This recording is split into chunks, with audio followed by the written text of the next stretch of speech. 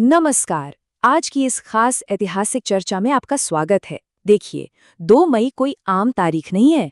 आज हम बस एक कैलेंडर की डेट की बात नहीं कर रहे हैं, बल्कि हम बात कर रहे हैं भारत के विकास यात्रा के एक बहुत ही शानदार झरोखे की। दशकों के दौरान इस एक दिन ने हमारे देश के निर्माण की कुछ बहुत ही महत्वपूर्ण घटनाओं को करीब से देखा है। तो चलिए सीधे मुद्दे पर आते हैं। अगर हम इतिहास के पन्नों को पलटें तो पता चलता है कि आधुनिक भारत को आकार देने वाले कई बड़े और निर्णायक बदलाव इसी 2 मई को हुए हैं। मतलब सोचिए, एक युवा गणतंत्र ने अपने कदम कैसे जमाए, कैसे उसने अपनी इकोनॉमी को मजबूत किया और फिर सीधा ग्लोबल स्टेज पर अपनी जगह कैसे बनाई। ये सब कुछ इस एक तारीख से जुड़ा हुआ है। आगे बढ़ने से पहले जरा इस रूपरेखा को देख लेते हैं। 2 मई की इन ऐतिहासिक घटनाओं को हम बहुत ही नेचुरली 4 अलग-अलग युगों में बांट सकते हैं। पहला है प्रारंभिक स्वतंत्रता और न्याय, दूसरा घरेलू नीति और जवाबदेही, तीसरा हिस्सा है भू राजनीति और कूटनीति का, और आखिर में हम बात करेंगे आर्थिक विकास और बाजार के नियमों की। अब इस टाइमलाइन पर नजर डालिए। 1949 से लेकर 2010 तक का ये सफर एक पूरी कहानी बयां करता है। ये एक ऐसे देश की कहानी है जो शुरुआत में अपने अंदरूनी सिस्टम और न्याय को सेट कर रहा है, फिर अपने नागरिकों की आर्थिक सुरक्षा पक्की करता है और धीरे धीरे आगे बढ़ते हुए ग्लोबल कैपिटल को रेगुलेट करने के लेवल तक पहुंच जाता है ना कमाल की बात। तो चलिए सबसे पहले दौर की बात करते हैं, प्रारंभिक स्वतंत्रता और न्याय। ये वो समय था जब हमारे देश की शुरुआती नींव रखी जा रही थी और भारत कई तरह के बदलावों से गुजर रहा था। हम अपनी कहानी की शुरुआत करते हैं साल 1949 से। देश को आज़ादी मिले अभी कुछ ही समय हुआ था। इसी बीच 2 मई 1949 को एक बहुत ही बड़ी घटना होती है। महात्मा गांधी की हत्या के मामले की सुनवाई शुरू हुई। जाहिर है, एक नए बने गणतंत्र के लिए ये कोई सामान्य बात नहीं थी। ये एक ऐसा पल था जहां देश की आंतरिक न्याय प्रणाली को एक बेहद मुश्किल और चुनौतीपूर्ण प्रक्रिया से गुजारना था। इस सुनवाई का शुरू होना इस बात का प्रतीक था कि एक नया राष्ट्र अपने भीतर कानून और न्याय की व्यवस्था को कितनी गहराई से स्थापित कर रहा है।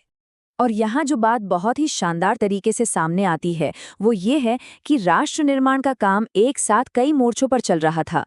एक तरफ जहाँ पिछले साल पूरा फोकस देश के आंतरिक न्याय पर था, वहीं ठीक एक साल बाद 2 मई 1950 को बाहरी सीमाओं को सुरक्षित करने का काम हुआ। फ्रांस ने कलकत्ता के पास अपनी कॉलोनी चंद्रनगर भारत सरकार को सौंप दी। ये एक शांतिपूर्ण हस्तांतरण था जिसने भारत की संप्रभुता और सीमाओं को और भी मजबूत कर दिया। अब हम आते हैं अपने दूसरे अहम पड़ाव पर, घरेलू नीति और जवाबदेही। यानी शुरुआती नींव रखने के बाद देश को अंदर से कैसे मजबूत किया गया। देखिए, अब समय था देश के नागरिकों को आर्थिक रूप से सुरक्षित करने का। 2 मई 1968 को लोकसभा में पब्लिक प्रोविडेंट फंड यानी पीपीएफ यानी पब्लिक प्रोविडेंट फंड एक्ट को मंजूरी मिली। इसका सीधा सा मकसद था लोगों में बचत की आदत को बढ़ावा देना। आज के समय में आप ही बताइए, ऐसा कौन सा मिडिल क्लास परिवार होगा जो अपनी आर्थिक सुरक्षा के लिए पीपीएफ पर भरोसा नहीं करता?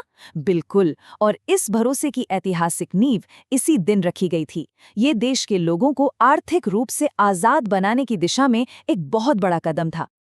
अब घरेलू मजबूती का एक और दिलचस्प पहलू देखते हैं।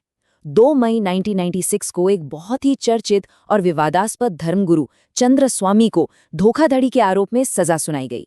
एक ऐसा इंसान जिसकी सत्ता के गलियारों में बहुत गहरी पैठ मानी जाती थी, उसका इस तरह दोषी ठहराया जाना एक बहुत बड़ा संदेश था। संदेश ये कि देश का कानून और न्याय व्यवस्था सबसे ऊपर है। बात जब कानून के शासन की हो तो कोई भी अपनी जवाबदेही से बच नहीं सकता। चलिए अब थोड़ा आगे बढ़ते हैं और अपने तीसरे विषय पर आते हैं, भू राजनीति और कूटनीति। जैसे जैसे भारत घरेलू मोर्चे पर परिपक्व हुआ, वैसे वैसे हमारे क्षेत्रीय राजनयिक संबंध भी बहुत क्रिटिकल होते गए। अब यहाँ जो बात वास्तव में दिलचस्प है वो ये है कि हम 2 बिल्कुल अलग अलग स्थितियों की सीधी तुलना देख रहे हैं।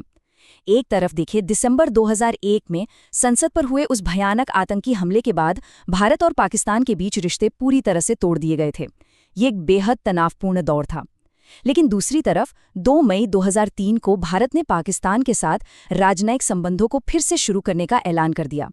ये क्षेत्रीय स्थिरता बनाए रखने के जटिल प्रयासों और कूटनीति के उतार चढ़ाव को समझने का एक बहुत ही स्पष्ट उदाहरण है।